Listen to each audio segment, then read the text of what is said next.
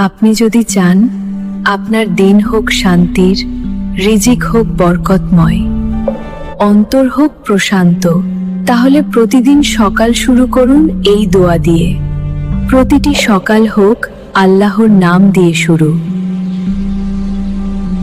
ভাই ও বোনেরা, আপনি কি জানেন যে ব্যক্তি সকাল শুরু করে আল্লাহর নাম নিয়ে, তার পুরো দিন আল্লাহ নিজ দায়িত্বে নিয়ে নেন। আল্লাহুম্মা বিকা আসবাহনা ওয়া বিকা আমসাইনা ওয়া বিকা নাহইয়া ওয়া বিকা নামুত ওয়া ইলাইকান নুশুর। অর্থ: হে আল্লাহ, আপনারই অনুগ্রহে আমরা সকাল পেলাম, আপনারই অনুগ্রহে আমরা জীবন পাই ও মৃত্যু বরণ করি, আর আপনার কাছেই আমাদের ফিরে যাওয়া। রাসূলুল্লাহ সকাল ও সন্ধ্যায় এই দোয়া পড়তেন। যে ব্যক্তি সকালবেলা আল্লাহকে স্মরণ করে, আল্লাহ তাহাকে হেফাজতে রাখেন, বালা মুসিবত থেকে রক্ষা করেন।